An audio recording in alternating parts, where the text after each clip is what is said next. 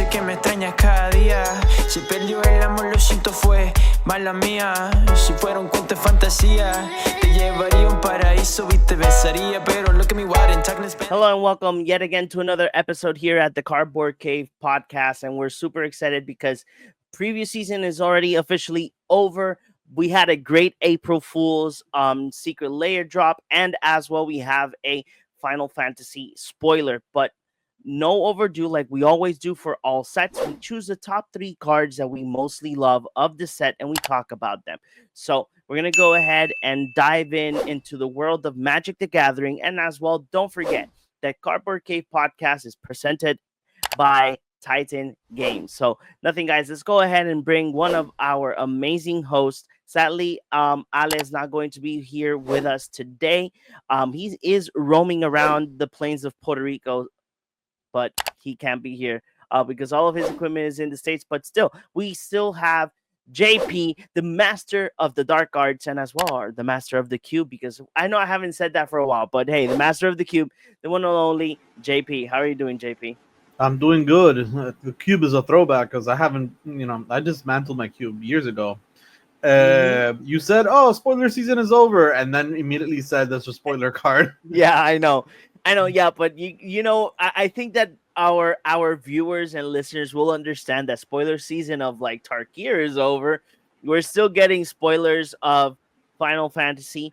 So if you guys know, every week Magic the Gathering has like a live stream to keep you all up to date with everything and anything Magic the Gathering related in their Twitch channel. So apparently when they were like probably presenting a couple of things of what's going to happen this weekend, because this weekend is the pre-release. So starting Friday until Sunday, depending on your local game store. But the local game store that you have to be worried about or visit is Titan Games. They have events from Friday until Sunday, and Sunday in both stores, in Caguas and in Rio Piedras, they do have Two-Headed Giant. So if you guys want to bring a friend and enjoy Tarkir Dragonstorm with a Two-Headed Giant format, go pass by this Sunday to Titan Games. Let it be in Caguas or in Rio Piedras. And as well, from Friday and Saturday, they will have events as well. So if you guys have not yet pre-ordered any items or anything, go ahead and check them out. Like that, you guys can get your pre-orders and your pre-release as well. So JP, like I mentioned, MTG Weekly happens every week, and we did get a spoiler from Final Fantasy, and it's coming from Final Fantasy 15. We have Gladiolus Amicitia. I hope I said that right. I don't Gladiolus Amicitia. Amicitia. That's a. You guys made fun of me for saying Asmarano Mardikaraistina Kuldakar. Jesus. Without breaking a sweat, But Gladiolus Amicitia is also a mouthful. And yes, I'm not sure if I'm even pronouncing it right.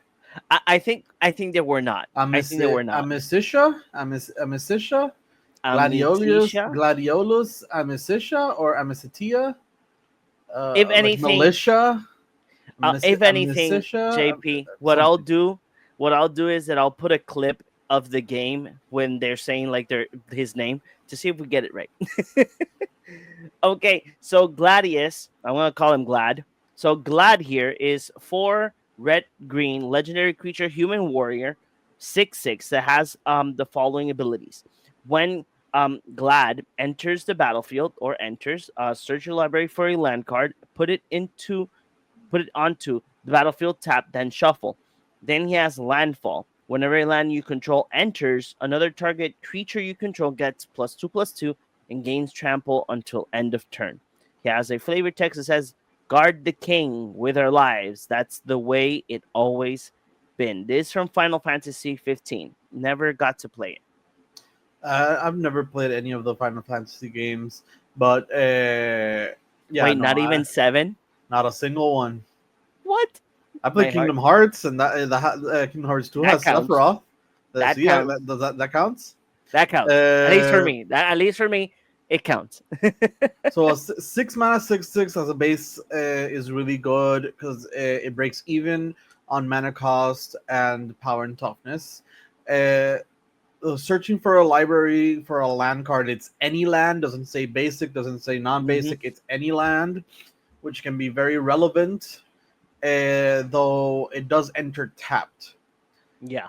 Now he triggers himself by making you search for a land, you play it, and then you get a +2/+2. So you can almost see him as at base 6 mana for +2/+2 on a creature, which doesn't seem that good at first. But if you find or if you store up some fetch lands or any ramp spells, it might do some work. Other than that, it's fairly basic and not in a bad way. No, yeah, I completely agree. I think that this is a card that you keep in your 99. Not, I don't think it's do you think it could be a commander? I mean, it can be. It's a legendary creature, but at 6 mana, you want to ramp into this to then ramp more. At that point, you just play something like Omnath, Locus of Rage, so you can benefit from the ramping by creating 5/5s. This is something that might go in that deck, since Mm-hmm. the 5/5s don't have any type of evasion, and trample on a 7/7 elemental. It's a 5/5 then a +2/+2. That seems pretty decent. Yeah, it is. I think it's interesting. And this is a card that is from the set, is not from the commanders. So if you, I think that there is one of the commanders that does care about lands, if I'm not mistaken. I can't remember, but I do know that this is in Cloud's colors. Yeah, no, but Cloud cares about Equipment, equipment. yeah. Yeah, so probably well, this is from the main set, It's so from the main set. It doesn't it's have from to the main fit set. in with Yeah. everything. So the other thing that happened was April Fools. April Fools was yesterday, JP, and you know how it is. Every company does like a crazy announcement. Let it be a joke or let it be something that's legit. Um, but Wizard of the Coast went ahead and they they made a joke, but it was an actual secret layer, and it's a very lovable character from Marvel that a lot of people love. And we have Deadpool. Deadpool is now part of the Magic the Gathering universe. So we got a a new card and reprints. We got Deadly Rollick, Saw in Half, Blasphemous Act, and Vandal Blast. So going back to read Deadpool, he is Deadpool trading card, very fitting for a fourth wall break. 2 black and a red for a 5/3 legendary creature, mutant mercenary hero. As Deadpool enters, you may exchange his text box and another creature's. At the beginning of your upkeep, you lose 3 life. 3 mana, sacrifice this creature. Each other player draws a card. Notably, it's an as trigger as Deadpool enters, meaning it is not an enters the battlefield trigger. It's not an Mm-hmm. like an enter trigger, meaning you cast Deadpool, you don't need to target. If and nobody decides to counter it, and it's going to resolve, before it resolves, you choose the target, and it enters as that target with the text. Think of Mm-hmm. it more like Exchange of Words or Gilded Drake, Yeah. which work very similar. Like you're basically stealing a creature. Though this keeps its stat line. It's a 5/3 because it's an as it enters. You don't target, so it goes through hexproof, shroud, ward, protection. And if you were to copy Deadpool, he would keep his original text and not the other one. What that means, if you cast a heat shimmer or any other clone type effect on Deadpool, you can as it resolves, you choose Deadpool, and because it hasn't entered, you choose what you're copying. by like what you're exchanging text with. And most of those cards like sacrifice the token at the end step. So you're gonna Yeah. lose the Deadpool anyways, because one, it's a legendary creature, and two, legendary creatures legend rule, and that cancels out. But two, even if you get a way to like go against the legendary rule, something like the Master Multiplied, it's the Master Multiplied, which also kind of helps with this. You still lose them. Like it still doesn't matter because you could still lose them at the end step. Okay. And either way, stealing a text for a turn and then making the opponent keep a bad text is horrible. Like, this is a very, very interesting design space. What do you think about this card? So okay, so let me see if I understand the card a little bit better. I played Deadpool. Let's say that let's say that there's short. I know that I use Shurikai a lot as an example. Okay, wait. There's an Urza in play. You mean Urza, the one that Lord High Artificer. Okay. 4 mana blue Urza. Yeah, Alice's favorite card. Yeah. So I play Deadpool, and I exchange the at the beginning of your upkeep for the text that Urza has. Yes. Okay. Where Deadpool would enter, create a construct. You can tap that construct for blue, or pay 5 mana to shuffle your library and reveal the top card, and exile the top card and play that card for free. And Urza would gain at the beginning of your upkeep. You lose 3 life, and the 3 mana sacrifice this creature. Each other player draws a card and lose everything else.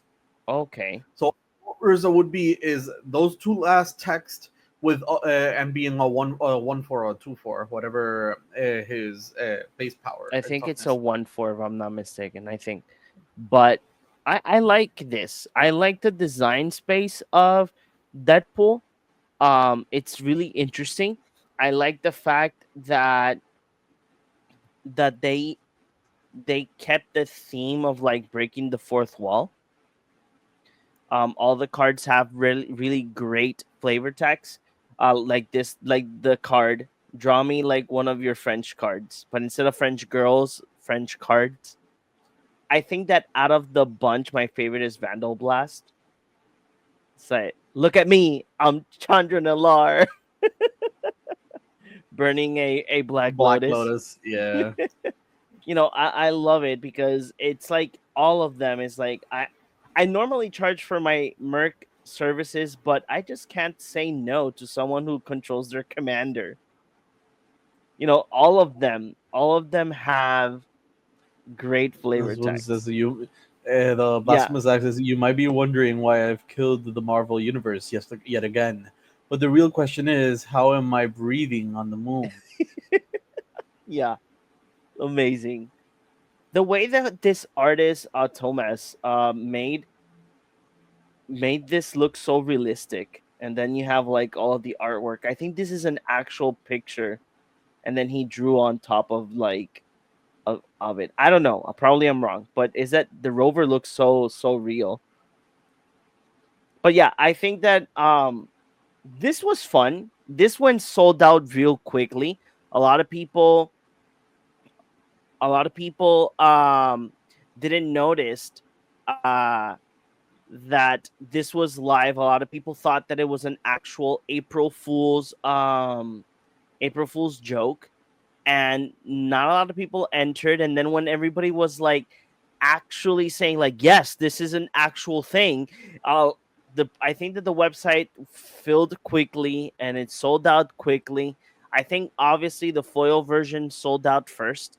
So whoever got the non-foil version, at least just think about this. You have it. It's like, not like the other Marvel drop that did not last that long. But I think that the design space is fun. As soon as I knew this was active, I went into the site and queued myself up. I was like 10 minutes or 5 minutes from ending, but I was only going to get it for a friend. And he told me, no, I got it. And I just queued out because I wasn't going to buy it, 2 of them. Okay. But I entered like 30 minutes in. And you were queued Yeah. in the waiting line. Oh my god, So that's crazy. I there don't was want to know. there was a lot of supply. Like No, yeah, I don't think this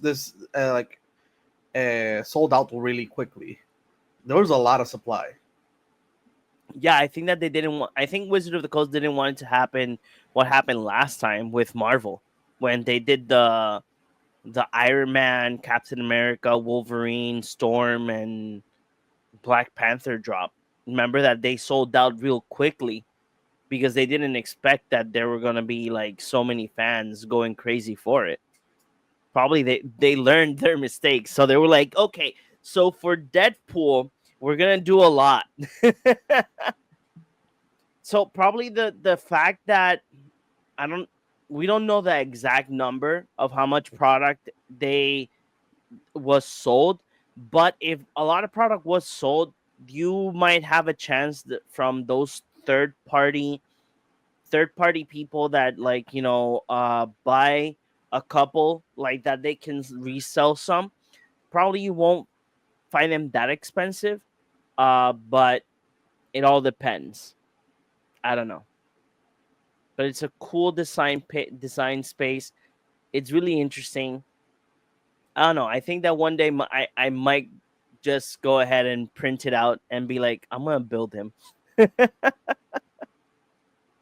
um, so JP, we're now on our top threes. Like always, we do top three, our favorite cards from the upcoming set.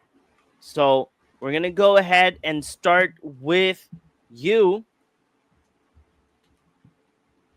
on the top three. So here are JP's top three cards of Tarkir Dragonstorm. My bad.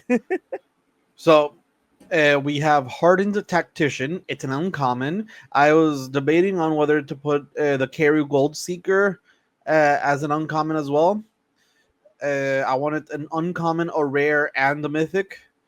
So Okay. Hardened Tactician, 1 white and black for a 2/4 creature human warrior, and it has 1 mana, sacrifice a token, draw a card. Just very, very simple text, but very, very powerful text. It Yeah. makes food tokens into card draw, clue tokens into 1 mana card draw, treasure tokens into draw, any token, just any token into draw. And it's not a once per turn, it's just depending on mana. It is very, very strong.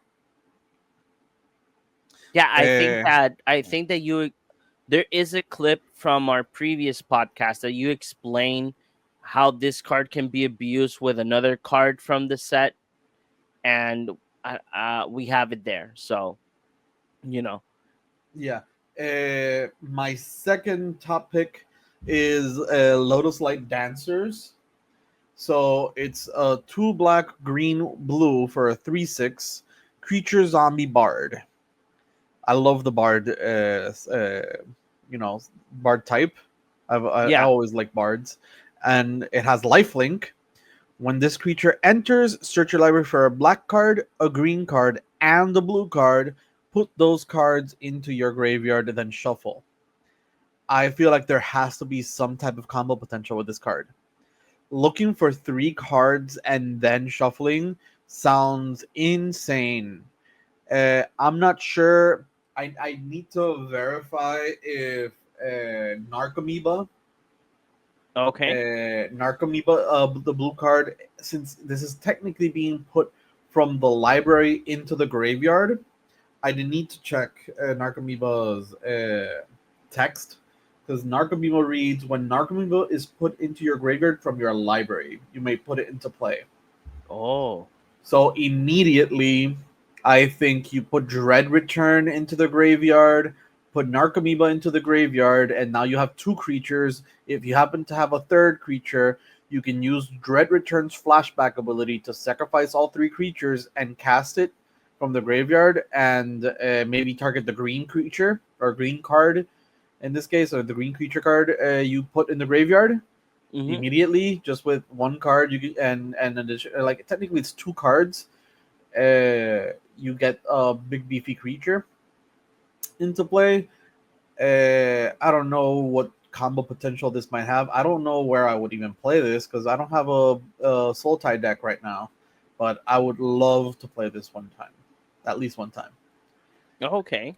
The next card is All Out Assault. 2 red, white, black for an enchantment. Creatures you control get +1/+1 and have Death Touch. When this enchantment enters, if it's your main phase, there is an additional combat phase after this phase, followed by an additional main phase. When you next attack this turn, untap each creature you control. I really like this, mostly because you can play it. Some extra combat spells are worded weirdly that you can't really play them in your main phase because they untap your creatures to give you an additional combat phase. Or Mm-hmm. I'm pretty sure there's another one that's like can only be played in the main phase. So this one can be played in either the first main phase or your second main phase, and it still works the same way. So I like that they put that attention to detail. You put the Ugin art, which is really cool. I personally think I like the black border, like the borderless art, which is just a guy in the center. It doesn't really feel like an all out assault, but it looks cool. And this card is going directly into one of my decks. This is probably the only card in the set that I have an actual home for it. Okay. What do you think of my top 3? I like them. I know that Hardened Tactician. I know that the reason why we started talking about it was for a card that I think that I was interested or Ale was interested. I don't remember exactly. Hardened Tactician, love it. Um, Lotus Light Dancers.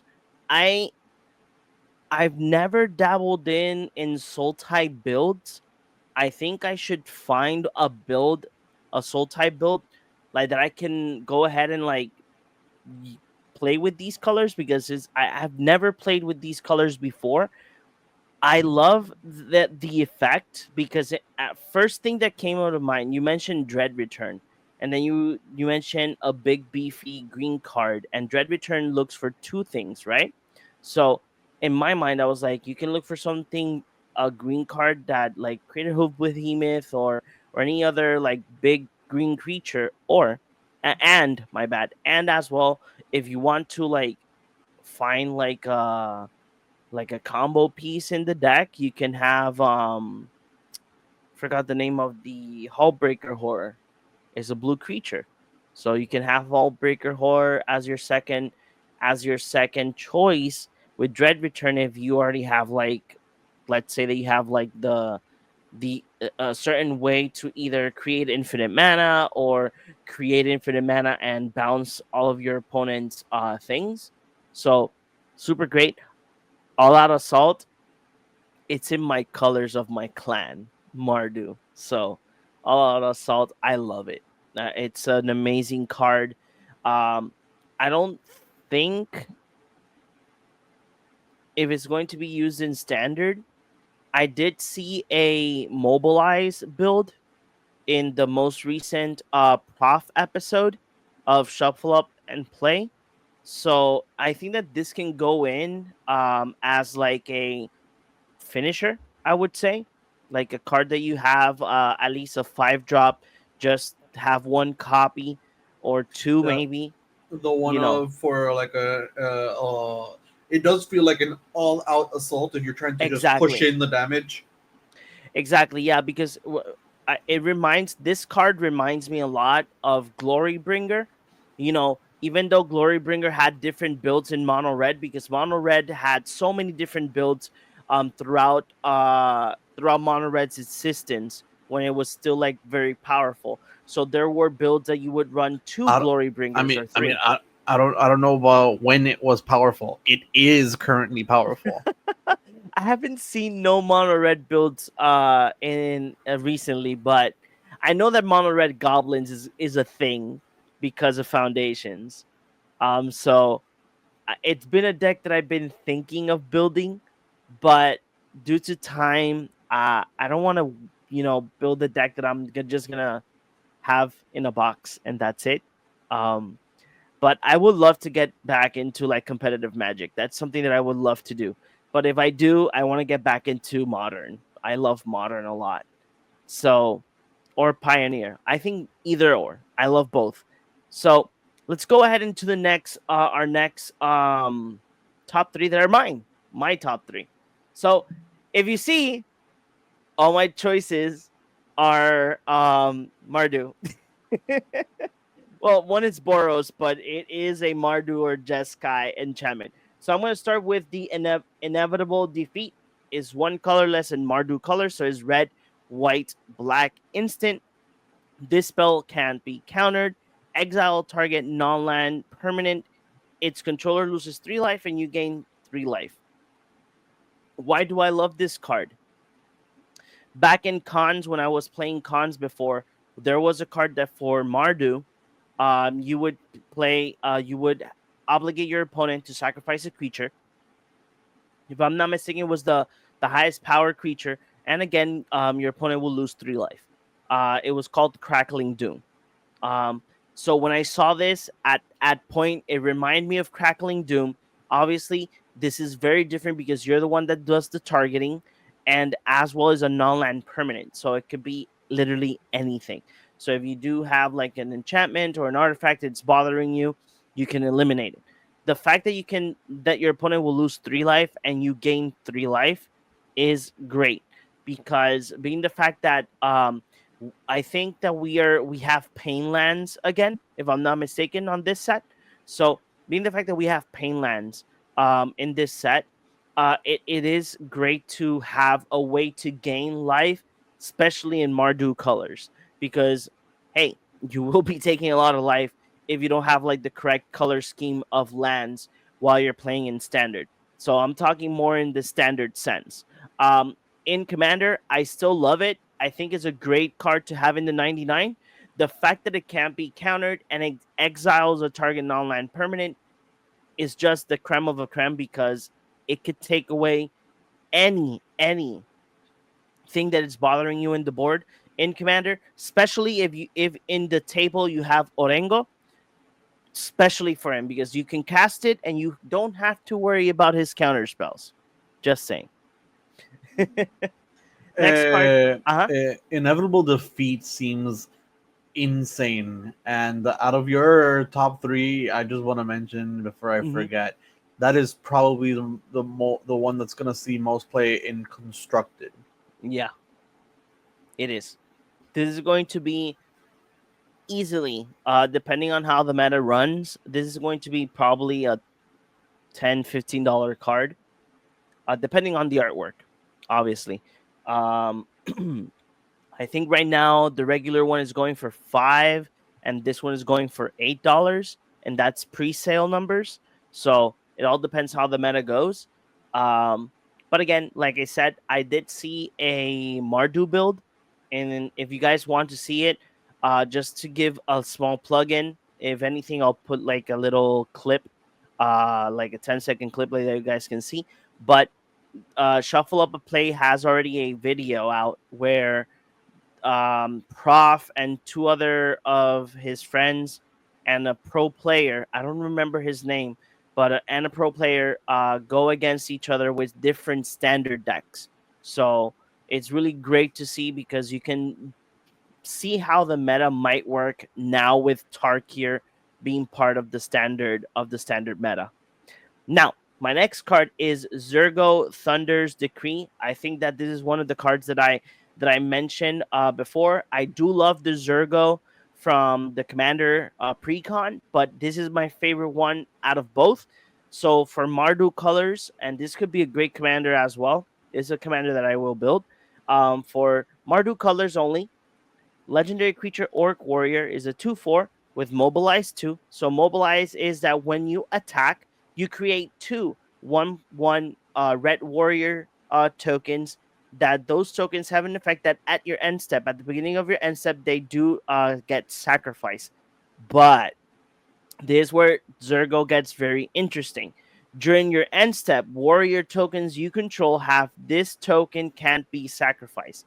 The great part about Zergo's second ability is that most of the cards that have mobilize are either goblin warriors or or only warriors. So that means that they won't be sacrificed when you finish your attack or when you reach your end phase. So I really do love Sergo. The fact that he's only 3 mana is great. If you are playing in standard, you will be running the 4 Zergos. Like, they can have them a little bit much more quicker on the game. So it's just an opinion. I really do love it. The next and final card of my top 3 is Windcrag Siege. So for 1 colorless mana and borrows colors, so it's red and white, you have an enchantment that as it enters, you choose between Mardu or Jeskai. If you choose Mardu, Mardu says the following: if a creature attacking causes a trigger ability or a permanent you control to trigger, that ability triggers an additional time. And then if you choose Jeskai, at the beginning of your upkeep, create a 1/1 red goblin creature token. It gains lifelink and haste until end of turn. Great card because if this is a card that would be part of like your standard deck, is great because you can either gain a goblin or you can make sure that your mobilized trigger goes twice. So you will have more attacking creatures when mobilized attacks or any other permanent that triggers will trigger an additional time. So these are my top 3. What do you think about them, JP? Again, inevitable defeat. Amazing. Zergo is interesting, depending on how good like the mobilize effect is, and Windcrag Siege has an I don't like that it has an obviously better mode than the others, because if a creature attacking causes a triggered ability, just doubling an attack trigger sounds crazy. It's just basically Ishin Mm-hmm. in an enchantment, and No, that is wild. and the other thing is that the enchantment is my bad. The other great thing is that the enchantment is not legendary. Good So lord. if you play one with Mardu, you can play another one with Jeskai. It's super cool, you know? Yeah. So our next contender is Chris. Chris just did not give us explanation of his cards. He picked the big 3 of the set. Are you looking for the #1 local game store here in Puerto Rico? I got it for you. It's called Titan Games. They are located in Caguas and in Rio Piedras. As well, they have their own website, titanhobbygames.com. There you guys can find your favorite TCGs and much more in their website. That's not all. Just pass by every week. There's an event and there's a lot of things you can do with Titan Games. All of their information are in the description below, so pass by and check them out. We have Ugin, Eye of the Storm. For 7 mana, you have a legendary planeswalker with 7 loyalty that says the following. It has 3 loyalty abilities: a +2, a O, and a -11, and a static ability that says the following. When you cast this spell, exile up to 1 target permanent that's 1 or more colors. Whenever you cast a colorless spell, exile up to 1 target permanent that is 1 or more colors. The +2 is that you gain 3 life and draw a card. 0 is that you have 3 colorless mana. And if you do -11, you will search your library for any number of colorless non-land cards, exile them, then shuffle. Until end of turn, you may cast those cards without paying their mana cost. Hey, -11, Ulamog. Yeah, not really. At that point, everyone's just scooping. If you don't, Yeah. like, what are you doing? Ugin is crazy. Ugin is absolutely crazy. I have no idea how they made an Ugin stronger than the previous Ugin. Exactly. And not well, it will be the previous because if you go Yeah, previous, the previous is the 6 mana one. Yeah, it's the 6 mana one. Yeah. But like Ugin the Spirit Dragon, 8 mana was perfect because Tron couldn't play it as easily. Yeah. But 7 mana. I'm gonna play Tron. Play I'm this gonna play in. Tron. I Just have play that. Tron Ugin. It's like it stabilizes you. It's removal, and it's It more gives you mana. mana. It's crazy. It's crazy. He's crazy. Okay, you want to take the next one? Sure. Uh, let's say Sarkon Dragon Ascendant. 1 in a red, legendary creature, human druid. When Sarkon enters, you may behold a dragon. If you do, create a treasure token. To behold a dragon, you have to reveal a dragon from your hand, Hmm. if I'm not mistaken. Yeah. So, whenever a dragon you control enters, put a +1 counter on Sarkon. Until end of turn, Sarkon becomes a dragon in addition to its other types and gains flying. I really wish he were like a trigger. And I know this sounds weird, but I don't feel like he's a good mythic. I don't think he's worthy of being a mythic, and I don't Right. think he's that strong. I agree. He's just like a rare. He's a rare. And if I were to push him to mythic, I'd be like, at the beginning of your upkeep or at the beginning of combat, you may behold a dragon.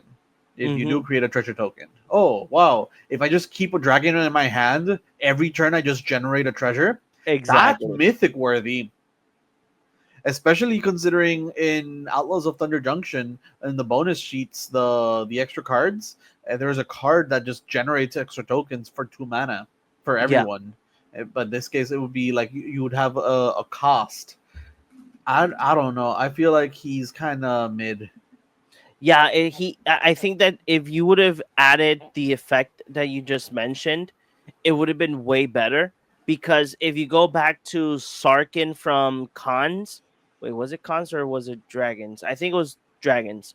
When he was still a Planeswalker, Sarkin Unbroken, his +1 was draw a card and create a mana, and create any color mana. So it would have been cool to see, like, oh, so at the beginning of upkeep, if you show a dragon, hey, you get a treasure token. Oh, awesome. So I have this vanilla dragon that I'm not gonna use. Bam, there's my dragon. Another treasure token, so you can cast more things. So I don't know what happened.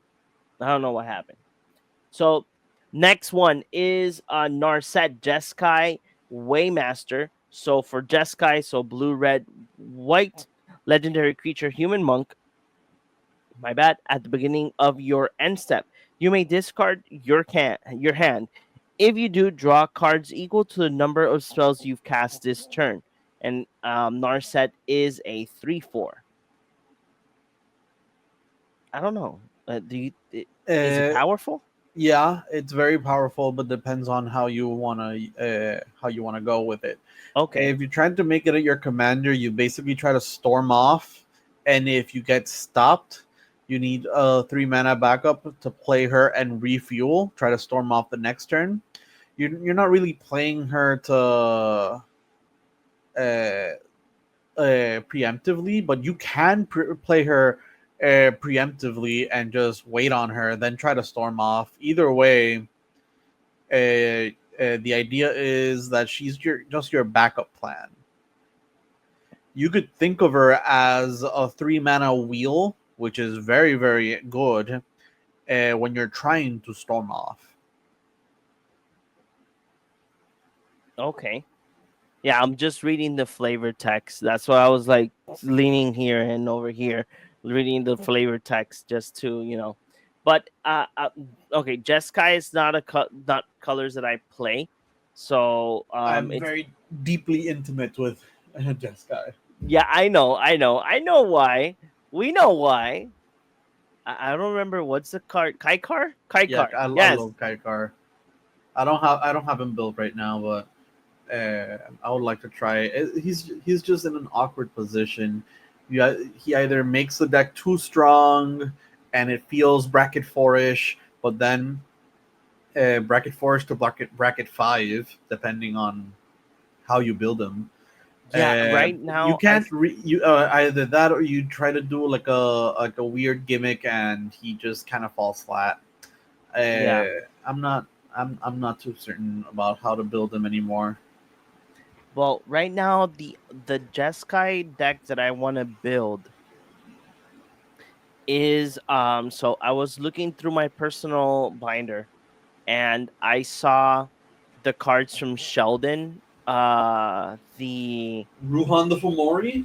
Yes, and I was like, man, I got this secret layer. I actually do want to build. I want to build Ruhan, and I'm like, man, I just need to look for a deck list and just see what I can find fun as a CDH version. So I'm doing the research, and I'm gonna build Ruhan. I'm trying to build two at the same time.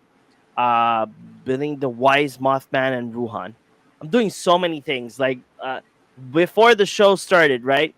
The Before the show started, guys, I was talking to one of our team members, John, and I was like, because we are planning to do like a gamer spot only dedicated to Warhammer.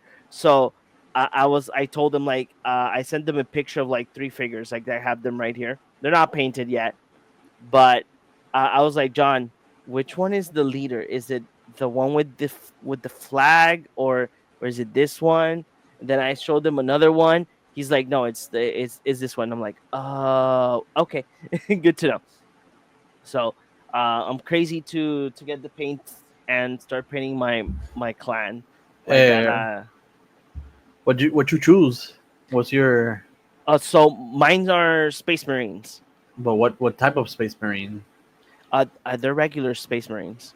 There's a lot of space marines and they're They're the blue ones. blueberries, ultramarines. Ultramarines, yeah, but mine are gonna be what John called. I think that they're Chaos Angels, the red ones. Ah no, they're blood angels. And Blood Angels, yeah. So Yeah, the so reason the reason why uh, John says it is of the color scheme that I'm gonna paint them, because I'm gonna paint them red. black, gold, and white. Yeah. Yeah, blood angels are my favorite. Are my favorite space marines. The thing So is that I'm basing my color scheme of one of my favorite anime, Helsing. oh yeah. That's, So they're very that type of vibe. You know, exactly. So church angel, gold. yeah. You know, So my idea is to like all of my soldiers are gonna be like red blood. John is finding he has like a metallic blood red color, so he's gonna provide me the paints because I don't have. I used to have, but they all dried out sadly. Um, so I'm gonna paint all of them red with silver details. A couple of them I'm gonna do like damage or weathering, but the big honcho Poppy leader is going to be like red and gold. So that's what I want to try and attempt to do in terms of the color scheme. Um that's going to be my Helsing Corp. Yes. So to continue on, we started talking about Warhammer. So continue on our final top three. I know that he's not here, but he did give us all of the audio to talk about his top three. So this is Ali's top three. Trade Village, it speaks for itself. Being able to cast an X spell that can be countered is really strong. Very versatile. Porque Azul, sure, it'll come tapped. You're playing my deck like a mono blue deck, but in general, pretty land. Pretty versatile, pretty powerful. And, if you're playing any of the other colors que te menciono ahí, tiene bastante versatilidad en ese aspecto. Yeah, it's pretty good. Speaks for itself. El dragón, dándole spells that you have delve, really strong. Que pidas la vida equal to your mana value is also pretty good because it balances the card out. I think it's a really fair magic card que se presta para cast some big splashy spells, but it becomes really difficult to be able to break it. Although obviously it has the potential to break. So you will need something que either suba vida mientras estás casteando cosa or something along those lines. I'm pretty sure someone like JP can break this. So it is breakable for sure. It just takes a bit more setup to break it. But I like having these very powerful abilities on cards, but it's also nice to have some actual drawback. And, especially in 2025 Magic, considerando que, generally speaking, these cards usually tend to just. And finally, that dragon that stops active abilities of artifacts, creatures, and planeswalkers. It's insane for 3 mana. It's very versatile. Very good. It's a great hate bear that isn't really a hate bear because it's 3 mana 3/3, but it's in the spirit of a hate bear. It's horrible. I hate it, but I cannot deny that its versatility is very strong. And the fact that it also has flying on top of everything else is kind of ridiculous. Really good. Probably going to see a lot of play. I'm going to be against it a bunch. I hate this card, but it's really good. I can't deny it. JP, what do you think of Alice's top 3 cards? I think Clarion Conqueror is a nasty card. I don't want to see it. I don't want to know it exists. If you play it, then I'm gonna be sad. You're making a small boy sad. Mistrise Village is out of the cycle of the lands. It's oddly placed because it is by far the strongest one. By a large margin, which is very surprising. And Taval, Arbiter of Virtue, is a fun card. That feels like a deck you want to add a lot of game changers to, but still be a bracket 4 at max. Because I immediately thought, well, you kind of want to cast from your graveyard, but you're in black and blue and green, so you don't have access to Underworld Breach, but you do have access to Yawgmoth's Will. Okay. And it gives any spell you cast have Delve, right? So if I'm not mistaken, you can mill yourself out with however way you can, cast a Yawgmoth's Will, and from your graveyard start delving away. Probably start with what's it called? The cannon, the life gain cannon. I keep forgetting that card. Aetherflux Reservoir. Aetherflux Reservoir. Because you can exile 4 cards and cast it for free. Okay. And because Taval lets you cast stuff with Delve, you can cast all your mana rocks for 2 by exiling 2 cards. So you start exiling your lands to start casting. Like you start with the Aetherflux, then your rocks and to start gaining life. And once you start gaining more life than you're losing, start trying to storm off and end the game. So it's a weird, like I immediately think a weird stormy graveyard deck that requires way too many pieces to go off, and requires a lot of setup. But man, does it look fun when you actually get to do its thing. Yeah, it actually looks like a hella fun. I do love Clarion Conqueror. Me being somebody that loves stack pieces. Obviously, activity abilities of artifacts affects me as well if I'm playing this in Shurikai. But it's a card that I would put like maybe in another deck, or I put it in Shurikai, and I do like I do sometimes that I put this. I put a stacked piece that affects me, and then I destroy it. But this one looks hella fun. The Village Mysteries of Village broken card. I do like the red one as well. I think that the red one's ability is too expensive for what it is. I think that 3 mana would have been a little bit better instead of 4. because if you would have put it on 2 mana, that would have been hella too strong. 2 mana, exile the top card, and you can play it until the end of your turn. For 2 mana, it's too much. I think that for 3 mana, it would have been okay. But this one is great. For 1 mana, my spell can't be countered, so that's super great. Whenever I evaluate Mhm. land cards with abilities, I count activating the land as a mana, because you are technically losing a land to do an ability. So this is Okay. in technicality, this is 2 mana to for a spell you control that can't be countered, like the next Okay. spell. And at that rate, it's basically like a preemptive negate or a preemptive counter spell, which Mhm. honestly is not bad. It's really good. Yeah. And Tibal, again, here you go with this my same ordeal. I haven't played Sultai commanders or decks, so for me, it's colors that I have not experimented with. Being the fact on how JP explained what type of build it could be, I'm a little bit interested to build it now.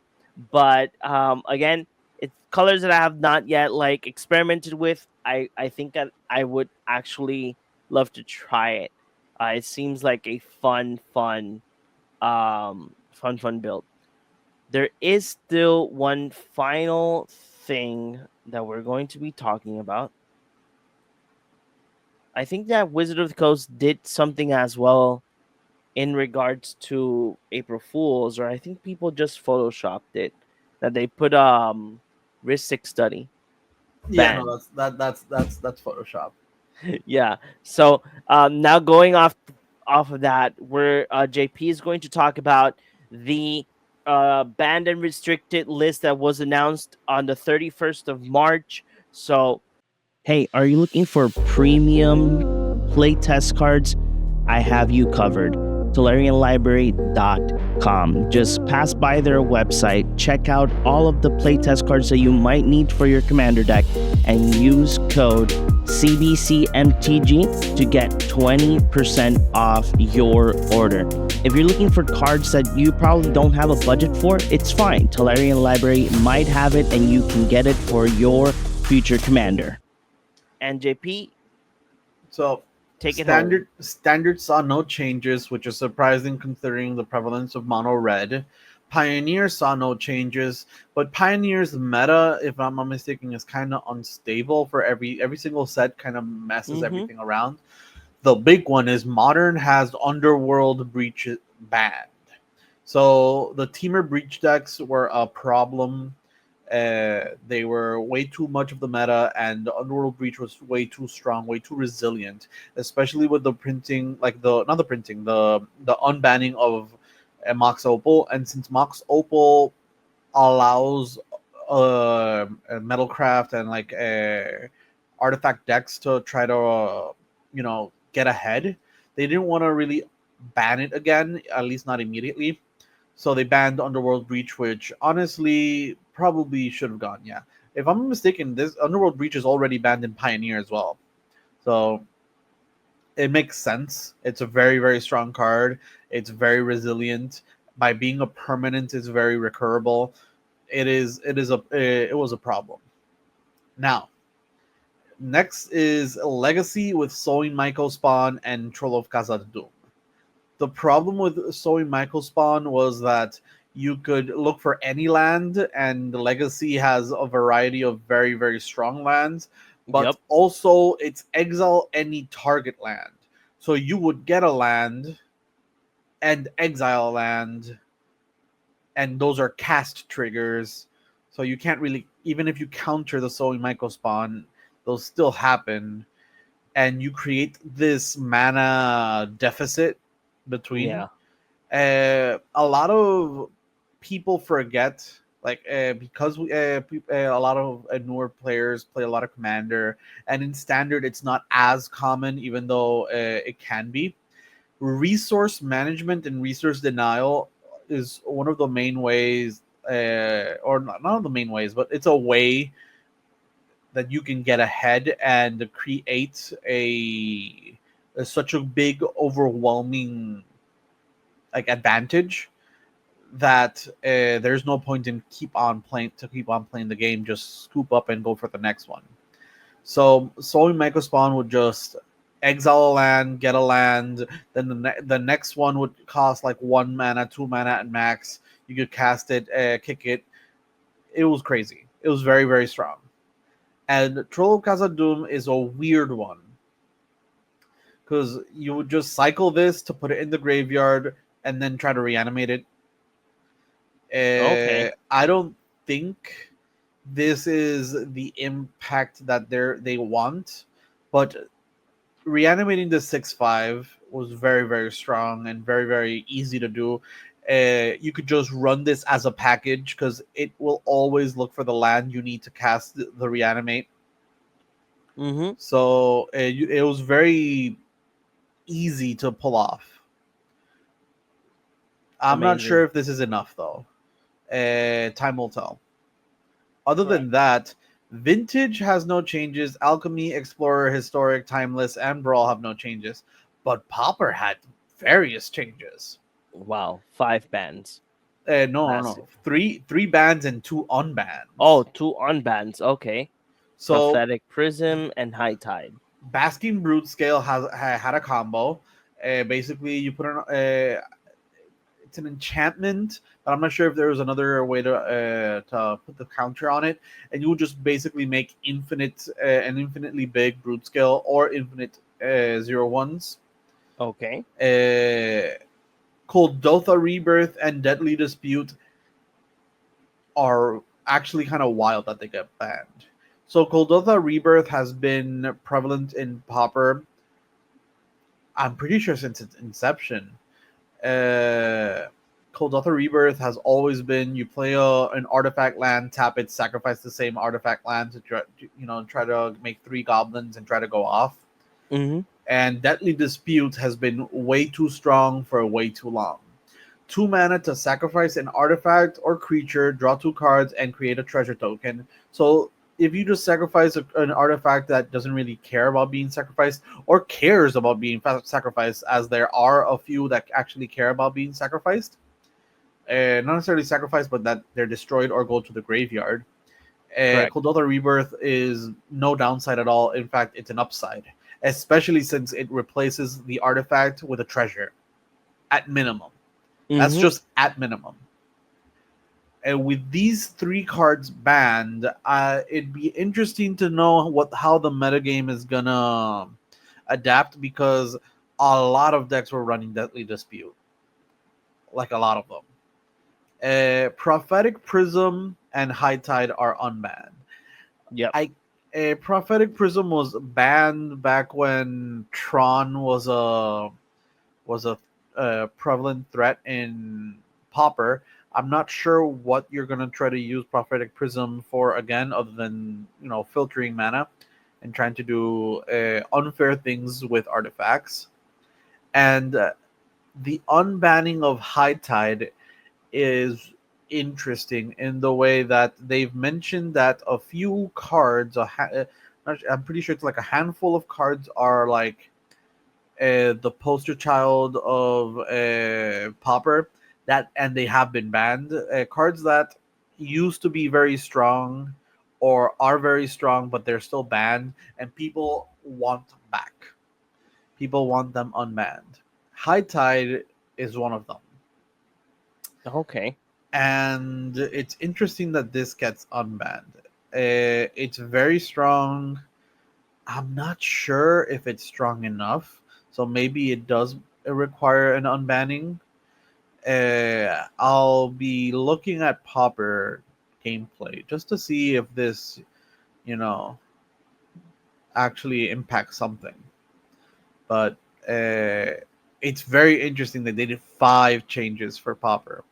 That's amazing. I'm glad that they're taking a more proactive approach to balancing.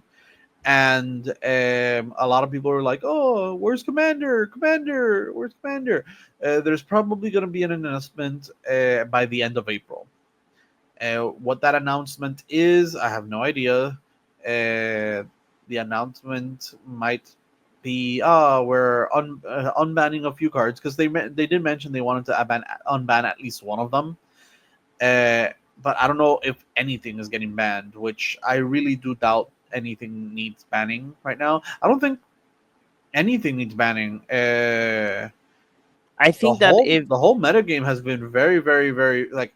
And when I say metagame, because Commander is such a big and diverse format. When I mean Mhm. metagame, I mean game changers and powerful cards, powerful combos, anything that seems very common.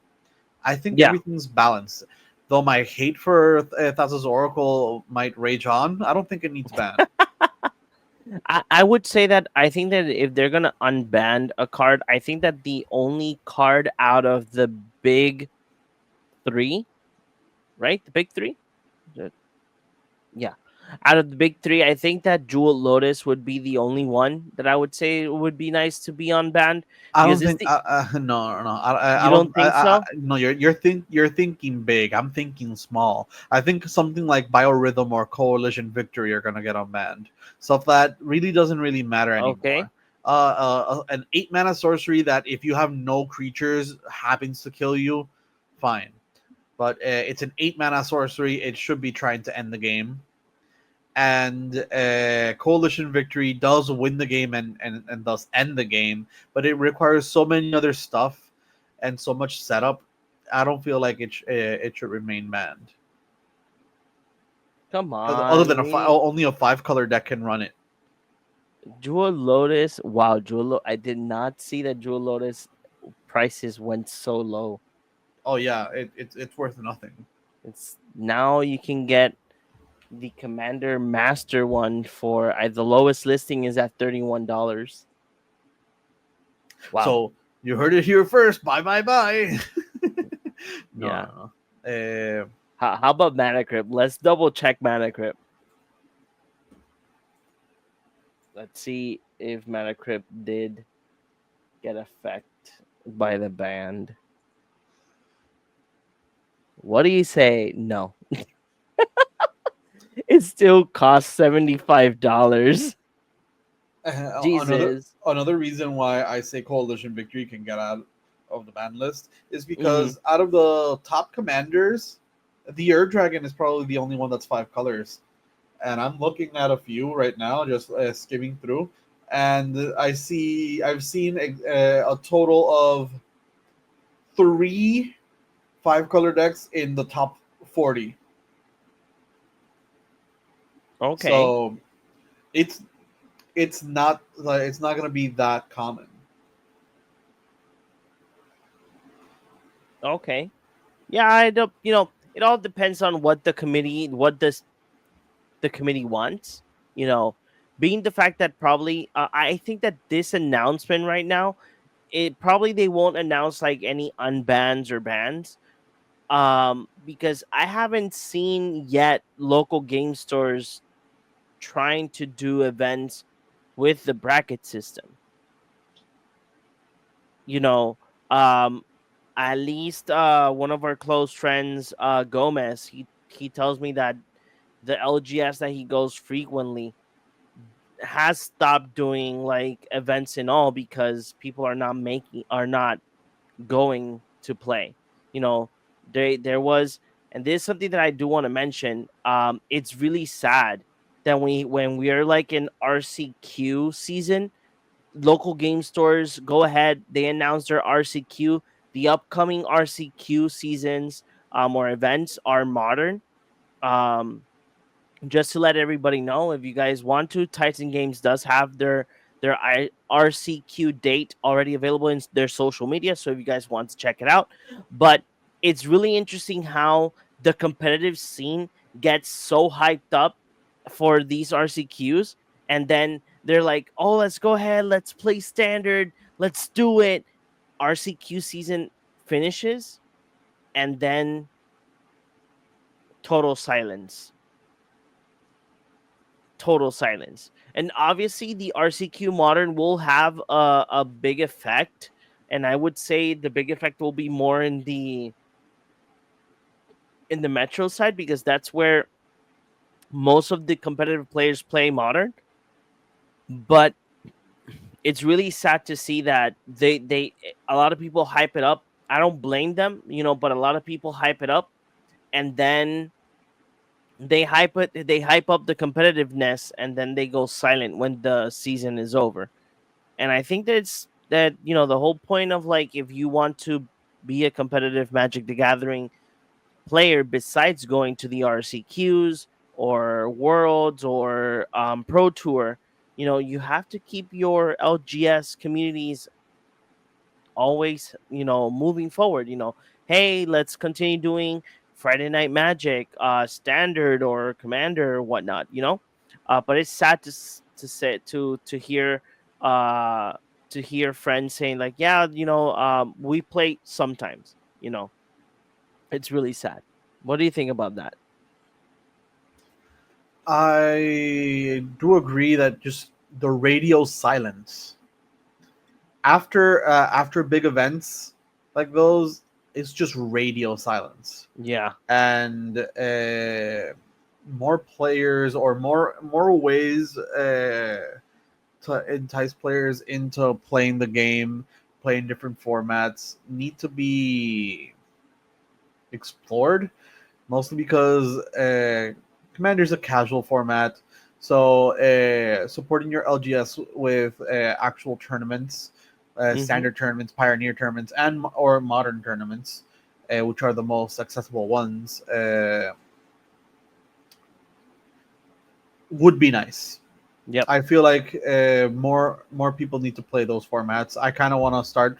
I always say it as I want to start playing modern. I want to play pioneer, but the barrier to entry sometimes feels steep. Even though I've been playing Commander for 10 years and been playing Magic for 10 years. Actually, going to 11 years this year. And honestly, if it weren't for the fact that I've been playing for so long, I wouldn't have nearly as big of a collection as I do right now. So I do agree. I do agree that the radio silence isn't like the best. I do find it. I do understand why. No, yeah. I just wanted to mention it, just to, have like a good, final topic of the night. So nothing. JP, final thoughts in regards to Tarkir Dragonstorm. Do you love it? Do you hate it? Are you excited? Pre-releases this upcoming weekend. Are you gonna play it? I really want to play the pre-release. I don't know if I'm gonna be able to because of time, but I really, really want to play the pre-release. The other thing is, I really like Tarkir, but I'm kind of noticing that I'm looking at it through nostalgia glasses. I love Tarkir. It's my first proper set that I started the game in, and I love everything about it. But there's not many cards that I really want. So it's a really well designed set, and I like it a lot. How about you, John? So I really do like it. Super excited. I wish I could play the pre-release. Sadly, due to time, it's really, really, really difficult. Um, but I was actually trying to see if I could have gone this Saturday, but it's a little bit difficult due to that I'm going with my family to an event on Sunday. But I really want to play it. I might play it in arena and record constructed event in arena, like that I can at least have the experience. This set, I'm like you, JP. This is Tarkir or Khans was like basically the set that got me going, moving forward in Magic the Gathering. Was my proper set that I started with, and I just love it. I love dragons. This set has actually given me a lot of like thinking, like, oh man, I want to build a dragon commander.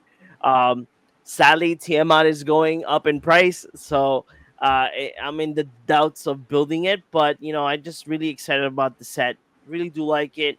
It's a really well built set, so I'm super excited about it. So nothing for all of our listeners and or viewers. Tell us in the comments below what you think about the set. Do you think that is great, or do you think it's okay? So tell us in the comments below what you think about Tarkir Dragonstorm. And remember, we do have content every Monday and every Friday at 10 o'clock in the morning. So nothing, guys. Go ahead, JP. Where can the people find you?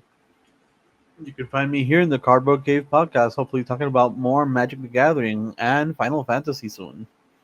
Yes. Hey, let's hope. We didn't get an answer for ambassador for Tarkir, but what if we do get an ambassador for Final Fantasy? Let's see. No, let's see what happens. Okay, nothing, guys. You can follow Ale in Cinemas Podcast if you're interested in movie reviews and Alejandro talking about movies. Go to Cinemas Podcast. He as well is the one of the team members that is on social media constantly. We do have our TikTok that if you guys want to follow us in our TikTok account, we are trying to reach 3,500 followers to be able to do a very special giveaway on our TikTok when we reach 3,500 followers. So pass by our TikTok and hit the follow button, like our content as well. And as well, we do have a new show called ETB, or Enter the Battlefield, however you guys think that you guys want to call it. We have our first episode with Veggie Wagon. Our next episode will be with Tappy Toe Claws. You have seen her in Shuffle Up and Play and in other promo videos for Magic the Gathering. She is a Magic the Gathering cosplayer and a cosplayer on whole. I do have to give you a fair warning. The whole episode, if you're, I'm not going to say if you're under 18, but discretion advised. A lot of curse words do happen in this episode and of a lot of open opinions. So that episode will be airing at the end of this month. So if you guys want to go ahead and check out Veggie Wagon's interview, go ahead and check it out and await for Tappy Toe Claw's interview at the end of the month. If you guys want to follow me, it's easy. Go to Reelin Films, all of the social media as well here at the Cardboard Cave podcast. And nothing, guys. Hope you guys enjoyed this episode. We will see you all in the next one. Bye-bye. Rope until I cut it, bala pa tu cabeza, para delicadeza, habla la realeza, salva naturaleza, method for your mentalities, kill them with no fatalities, happy with all the cannabis, welcome to your reality.